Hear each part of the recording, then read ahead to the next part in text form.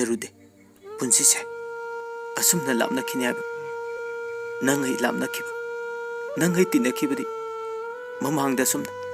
लापननि नंगा सुमना काइननि हाइना तिनखिब लोइनखिब नते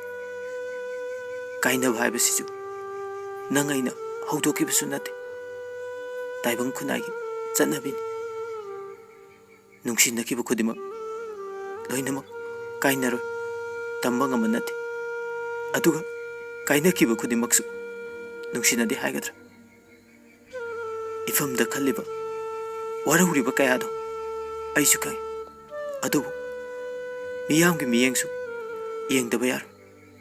नंग खक्की वाखलना नाहक्तगे अनिंगबदुना असुम ओइना चटपसु यारो अइना निंगलिबा खुदिमकसु अचुम्बा नते नंग अइगी पुंसिदो याम चमना लोइनदुना असेंग मनुंगसिबा हाइबदुगी लंबीदा लाकमिनखिबनि अदुबु असुमना नोंगमता खल्लुदे हौजिक्ति इफमदगी लापख्रो अइसु नंगबु कावबा तमलगे असुमना अथोय मसाना मसाबु चैरी वारौरी ओइरोइदबा नुंगसिबाबु अइना करिगी असुक याम खल्लेबा अइना नंगबु कावबा ngamdriba नंगबुदी पुंसिगी ओइना कावबा ngamloi नंग नाइबु कयागी मतिक नुंसिबिरमी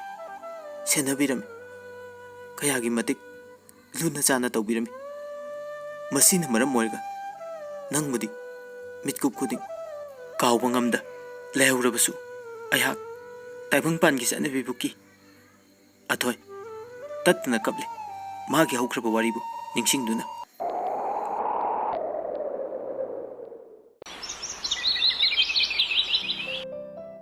अथोय की ममा रोमाना मचानुपी अथोय दाइरे इबेमा ngasiदी ngasu लोइथोक्रेने येरुमसु लेरमद्रे होटेलदगी बोरारा कांगौरा खरा लेरुचो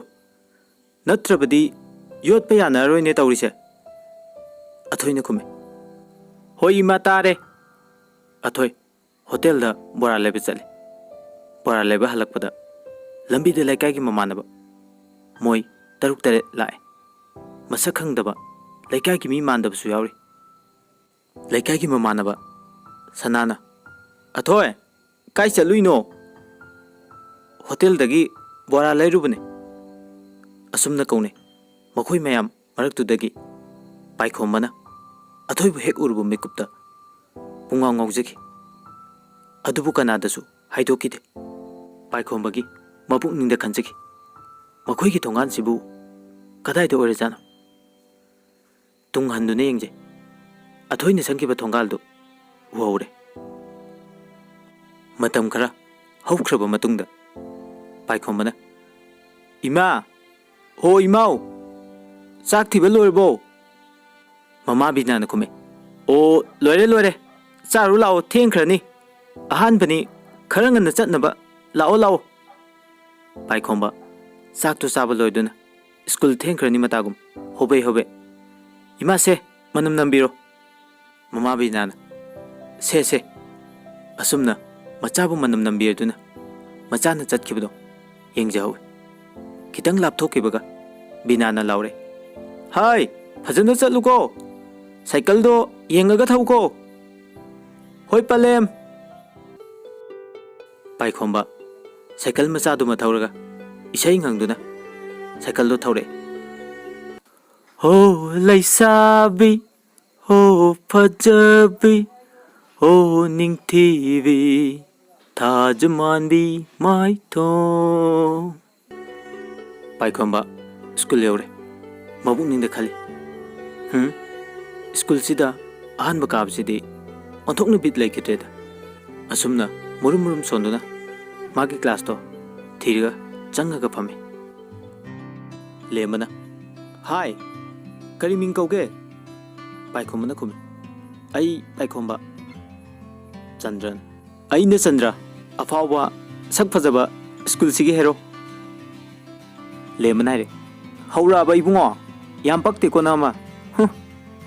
वासे आइदुना मखोयम पुन्ना नोकमिने नुमिसिदगी सक खंगनादुना मखोयम तिनकी लेमना रे ताब्रो अनिमक टॉयलेट चलुसे पाइखोंबा चंद्र होय मखोय टॉयलेट के हलकपददी पाइखोंबा पुंग अंगखे हराउब नुंगाइबा निमंगना पिक थल माना ngaujakiba nupi duna school simaktada tamlambaduna पाइखोंबना अया चलमदो चपलेप्तुना लाक्लिबा नुपी अनि तुदा यंग ममित कुप्तना चंद्रन ए कइनो सिगी लाबसिना अमुक तौरेसिबो लेमन हारे सोइद्रे सोइद्रे चंद्रन लाबा करमनोने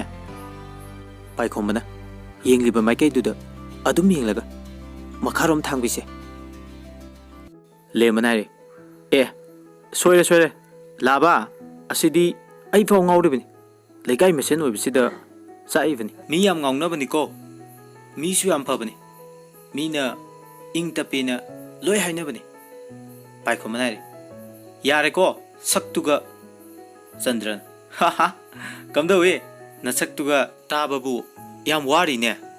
आई फाउ ngauरिनि काइना लेकाई मेसेनसिदा नंगमा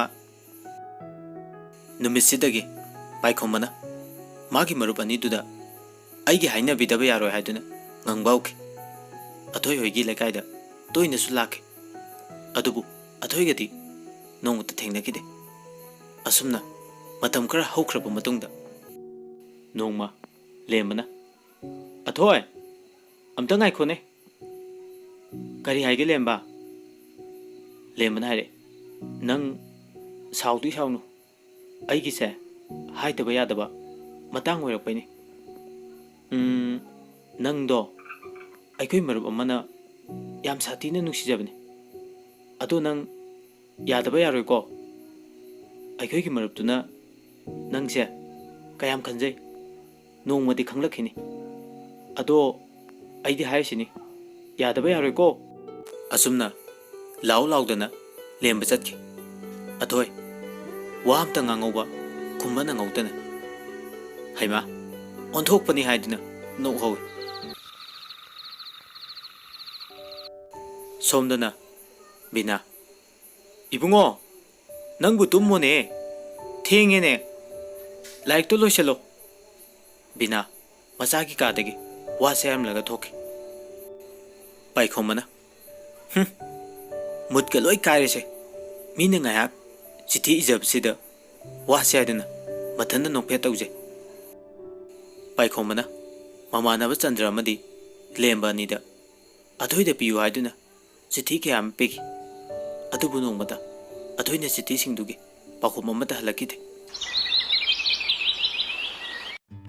नोंगाले मथंगी नुमिनि पाइखोंबा स्कूल कारमे ममानब चंद्र अमदी लेम्बसु थेंगनरे पाइखोंबना बाय चिठीदो अमता हनबिरक्ट्रे चंद्र नारे हलक्तेबो नंगी चिठीदो यारोइबो नंगी राशिदो लेमन हारे हौराबा नंगी कारणदो मो चंद्रना अइदौना राशि फरदी फदौवा लेमन अमखुमे पाइखोंबा नुंगदसु तअदि तुमे हाइनबनि चंद्रना मतेंग पांगे हाइबनि तउ तउ तुमनब तउ लेमना नंग म चलोइबो असाइदम त लेरजो पाइखोंबा मथाइ नुंगाइतना नोंथरगले चंद्र पाइखोंबगी मनाक्ता चंगागा हारे भाई अइना नोक्सेना फागी सुम तौबने अइखोय नि लेरिसिदि याना भाइननि लेम्ब सोइरे भाई नुंगाइतबा याम खनगनु नुपानबु पाइखोंबना खुमे खंगदे भाई पुंसीगी अहानबनिना अइ माबु याम नुंसिरुरे असुमना नुमित असिजु हौख्रे था खरगी मतुंग नोंगमा पाइखोंबा याम गन्ना हौगले नानखेदि याउक थेंगमने पाइखोंबना हाइरे इमा अइ ngasiदी इमानबोइदा चाक चारुगे मोइदा चाक चासेना हायबा मोइ चेचे लोंबगे थबक खरसु ꯃꯇꯦꯡ ꯄꯥꯡꯕꯤꯔꯨꯒꯦꯅ ꯇꯧꯕꯅꯤ ꯀꯣ ꯏꯃꯥ ꯑꯩ ꯆꯠꯀꯦꯕ ꯃꯃꯥ ꯕꯤꯅꯥꯅ ꯈꯨꯝꯃꯦ ꯈꯪꯗꯦ ꯈꯪꯗꯦ ꯅꯄꯥꯒ ꯄꯨꯄꯨꯒꯗ ꯌꯥꯅꯕ ꯍꯥꯏꯌꯨ ꯄꯥꯏꯈꯣꯝꯕ ꯏꯃꯥ ꯇꯧꯔꯗꯕꯅꯤ ꯑꯩꯈꯣꯏ ꯃꯥꯒꯤ ꯍꯧꯅꯕꯤꯁꯦ ꯄꯥꯏꯈꯣꯝꯕꯅ ꯄꯩꯊꯣꯛꯑꯒ ꯂꯩ ꯄꯥꯏꯈꯣꯝꯕꯒꯤ ꯃꯆꯦ ꯑꯃꯗꯤ ꯃꯅꯥꯎ ꯅꯨꯄꯥ ꯊꯣꯏꯕ ꯑꯅꯤꯗꯨꯅ ꯆꯞ ꯃꯥꯟꯅꯅ ꯍꯥꯏꯔꯤ ꯇꯧꯔꯤꯁꯦ ꯌꯦꯡꯉꯨꯅꯦ ꯁꯛꯁꯤꯒ ꯄꯥꯏꯈꯣꯝꯕꯅ ꯈꯨꯝꯃꯤ ꯅꯄꯥꯅꯤꯒꯤ ꯅꯊꯧ ꯅꯠꯇꯦ ꯃꯦ ꯋꯥꯁꯦ ꯍꯥꯏꯔꯒ ꯄꯥꯏꯈꯣꯝꯕ ꯄꯩꯊꯣꯛꯇꯨꯅ ꯂꯩ ꯄꯥꯏꯈꯣꯝꯕꯒꯤ ꯃꯄꯥꯅ ꯀꯗꯥꯏꯗꯅꯣ ꯅꯪꯅ ꯀꯩꯗꯧꯕꯅꯣ ꯆꯠꯀꯦ ꯍꯥꯏꯔꯤꯕꯣ ꯄꯥꯏꯈꯣꯝꯕꯅ ꯈꯨꯝꯃꯤ ꯌꯥꯝ ꯀꯤꯅ ꯕꯕꯥ ꯑꯩꯈꯣꯏ ꯊꯪꯅꯕ ꯈꯨꯟꯁꯤꯗꯅꯤ ꯉꯁꯤꯇꯪꯅꯦꯕ ꯕꯕꯥ ꯌꯥꯕꯤꯌꯨꯕ ꯑꯗꯨꯕꯨꯅꯦ ꯀꯩꯗꯧꯕꯅꯣ ꯆꯠꯀꯦ ꯍꯥꯏꯗꯨꯕꯣ ꯄꯥꯏꯈꯣꯝꯕꯅ ꯍꯥꯏꯔꯦ ꯏꯃꯥꯟꯅꯕꯒꯤ ꯃꯆꯦ ꯂꯨꯍꯣꯡꯕꯩ ꯌꯨꯝ ꯂꯣꯏꯁꯤꯟꯕꯩ ꯊꯕꯛ ꯃꯇꯦꯡ ꯈꯔ ꯄꯥꯡꯉꯨꯒꯦꯅ ꯆꯥꯛꯁꯨ ꯆꯥꯁꯦꯅ ꯍꯥꯏꯕ ꯃꯔꯛ ꯊꯠꯅ ꯃꯄꯨ ꯌꯥꯏꯃꯅ ꯍꯥꯏꯔꯦ ꯐꯔꯦ ꯐꯔꯦ ꯃꯁꯨ ꯉꯥꯏꯍꯥꯛ ꯆꯠꯊꯣꯛꯎꯔꯣ ꯂꯣꯏꯕꯒ ꯁꯠ ꯍꯜꯂꯧꯀꯣ ꯄꯥꯏꯈꯣꯝꯕ ꯃꯄꯨꯒꯤ ꯃꯅꯥꯛꯇ ꯆꯪꯁꯤꯜꯂꯒ ꯌꯥꯝ ꯍꯔꯥꯎꯅ ꯍꯣꯏ ꯄꯨꯄꯨ ꯑꯗꯨꯗꯤ ꯄꯩꯁꯥ ꯃꯈꯨꯠ ꯇꯤꯡꯊꯣꯛꯏ ꯃꯄꯨ ꯌꯥꯏꯃꯅ ꯁꯦ ꯁꯤꯅ ꯀꯣꯟꯅꯅꯕ ꯇꯧꯀꯣ ꯄꯥꯏꯈꯣꯝꯕꯅ ꯈꯨꯝꯃꯤ ꯍꯣꯏ ꯄꯨꯄꯨ